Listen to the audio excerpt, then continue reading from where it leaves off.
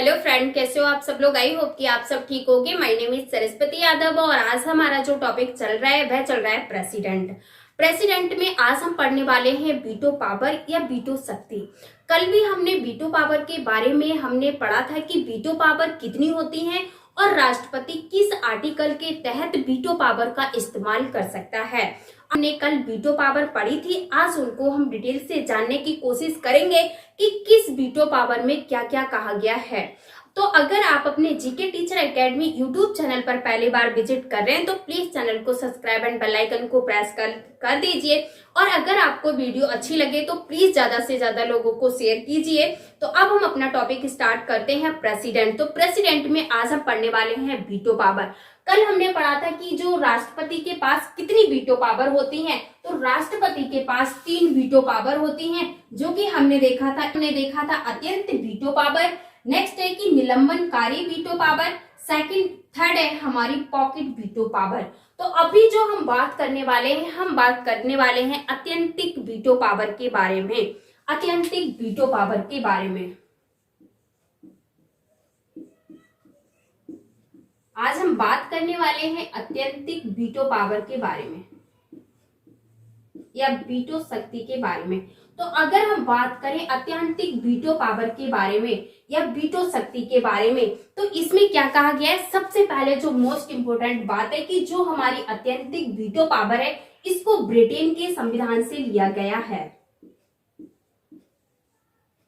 इसको ब्रिटेन के संविधान से लिया गया है और इसमें एक वेरी वेरी मोस्ट इंपोर्टेंट बात कही गई है कि अत्यंतिक वीटो पावर का संबंध राष्ट्रपति की उस शक्ति से है जिसमें संसद किसी भी विधेयक को पारित करती है तो उसे राष्ट्रपति के पास भेजती है। और इसमें क्या है कि राष्ट्रपति अपने पास उस विधेयक को सुरक्षित रखता है और उसे वापस नहीं देता है। तो इस प्रकार जो हमारा विधेयक होता है वह समाप्त हो जाता है, तो विधेयक है वह पारित नहीं हो पाता है या कोई भी विधेयक नहीं बन पाता है। तो इसमें क्या कहा गया है कि इसमें जिसमें संसद कोई भी विधेयक पारित करती है लेकिन राष्ट्रपति उसे अपने पास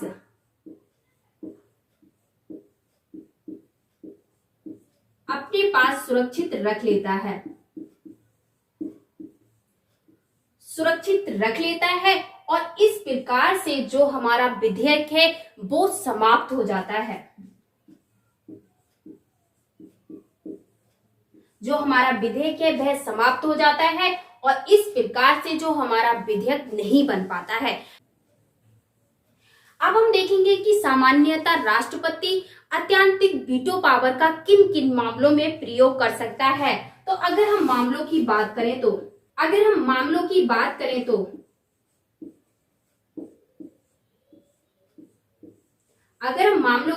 करें तो सबसे पहले इसमें है कि फर्स्ट इसका जो मामला है वह यह है कि इसमें कहा गया है कि गैर सरकारी सदस्य के विधेयक के संबंध में राष्ट्रपति अत्यंतिक वीटो पावर का इस्तेमाल कर सकता है। गैर सरकारी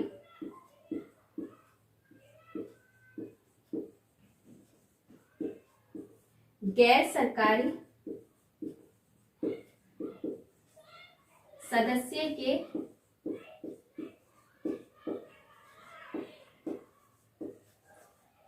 विधेयक के संबंध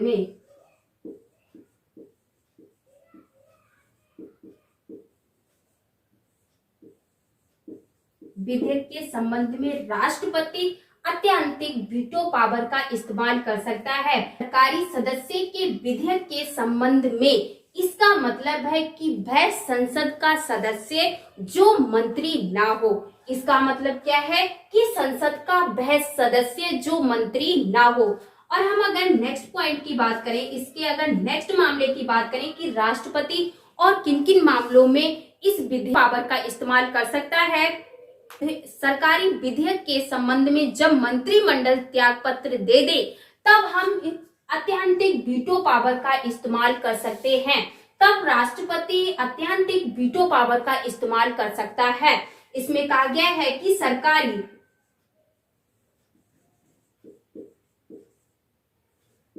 सरकारी विधेयक के संबंध में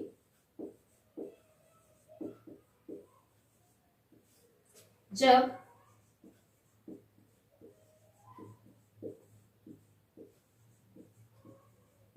मंत्रिमंडल त्यागपत्र दे दे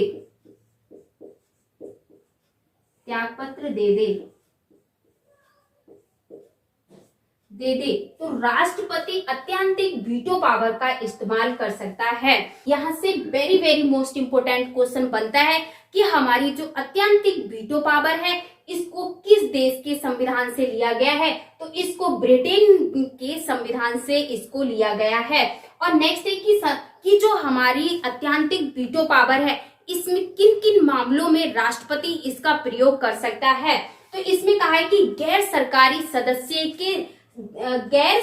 सदस्य के विधेयक के संबंध में राष्ट्रपति अत्यंतिक वीटो पावर का इस्तेमाल कर सकता है। और नेक्स्ट है कि सरकारी विधेयक के संबंध में जब मंत्रिमंडल त्यागपत्र दे तब राष्ट्रपति अत्यंतिक वीटो पावर का इस्तेमाल कर सकता है। आई होप कि आपको अत्यंतिक वीटो पावर समझ में आ गई होगी। अब हम नेक्स्ट वीटो पावर के बारे में बात करते हैं। अगर अब हम बात करें निलंबनकारी वीटो पावर के बारे में, तो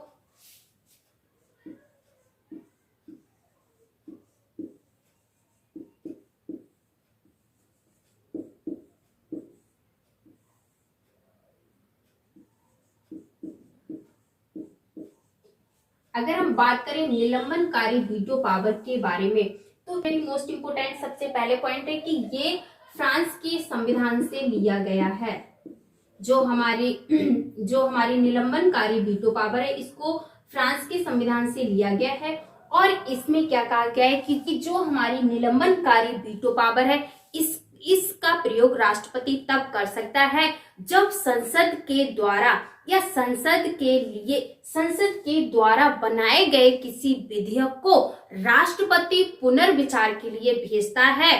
तो राष्ट्रपति पुनर्विचार के लिए भेजता है, उसमें जब संसद के पास ये पुनर्विचार के लिए जाता है, तो अगर संसद इस पे संशोधन करे या ना करे, अगर दोबारा से राष्ट्रपति के पास उस बिल या विधेयक को भेजा जाता है तो राष्ट्रपति को अपनी स्वीकृति देने के लिए बाध्यकारी बना दिया गया है। अगर हम बात करें निलंबनकारी वीटो पावर के बारे में, तो इसमें संसद को जो हमारा बिल होता है उसको पुनर्विचार के लिए राष्ट्रपति भेजता है। और इसमें संसद संशोधन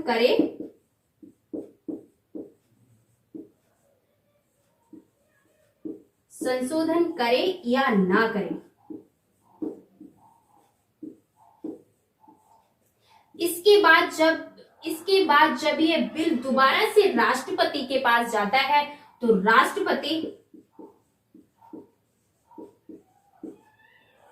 राष्ट्रपति अपनी स्वीकृति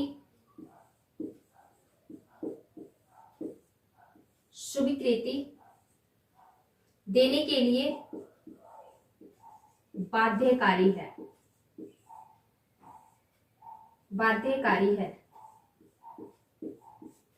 अगर हम बात करें बाध्यकारी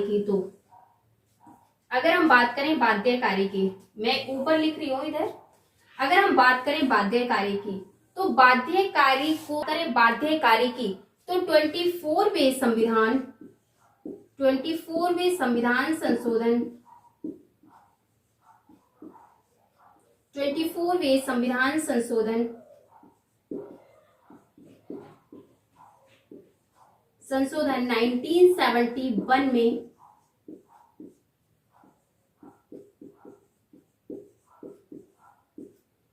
राष्ट्रपति को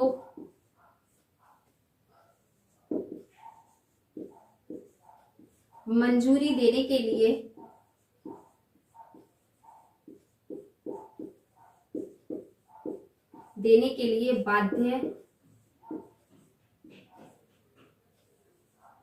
बाध्यकारी बना दिया गया है, बना दिया है।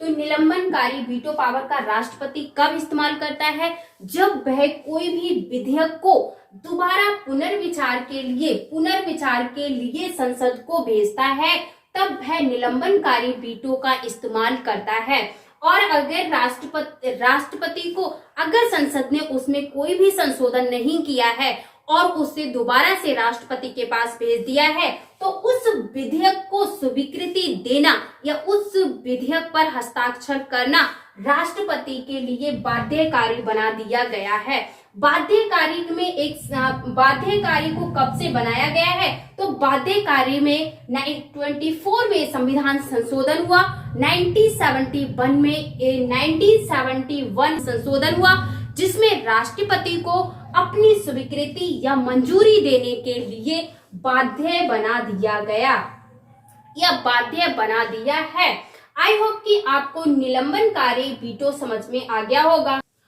और अगर हम बात करें पॉकेट वीटो की, तो पॉकेट वीटो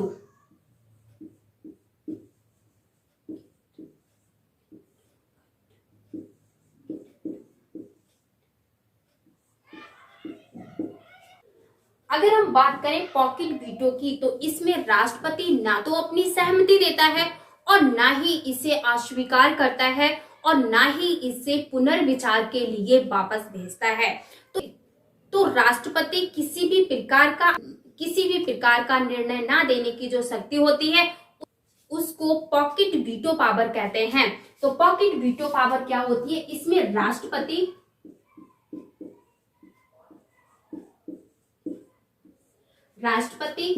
ना तो इसे स्वीकार करता है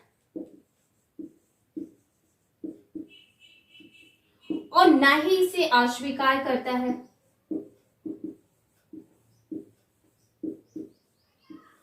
और ना ही इसमें अपनी सहमति देता है,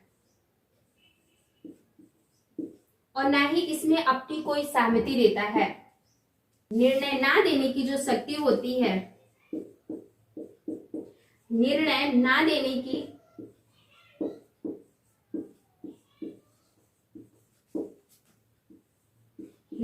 की जो शक्ति होती है,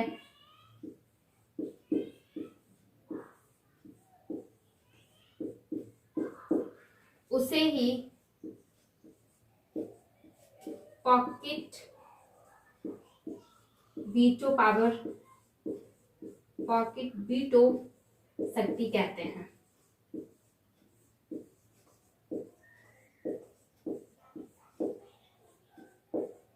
शक्ति कहते हैं। और हमारी जो पॉकेट वीटो पावर है, इसको कहां से लिया गया है? तो इसको अमेरिका के संविधान से लिया गया है, अमेरिका के संविधान से लिया गया है।